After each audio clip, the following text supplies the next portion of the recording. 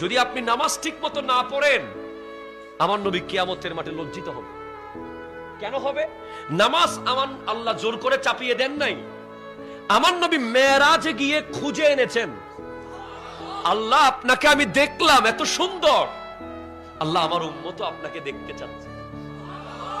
তারা দেখতে চায়, হ্যাঁ ঠিক আছে, দেখবে তো, হ্যাঁ দেখবে, যান 50 ওয়াক্ত নামাজ নিয়ে যান, তারা সিজদায় গেলে আমি আল্লাহকে দেখবে। কিন্তু পথে পথে কমাইতে কমাইতে উম্মত পারবে না, তাই 5 ওয়াক্তে আসছে। চাকরি কমে গেছে, বেতন কমে নাই, পড়বেন 5, পাবেন কত? আরো জোরে, একে কত? 10, একে 10, 5 ওয়াক্ত পড়বেন, 50 ওয়াক্তের সওয়াব পেয়ে যাবেন।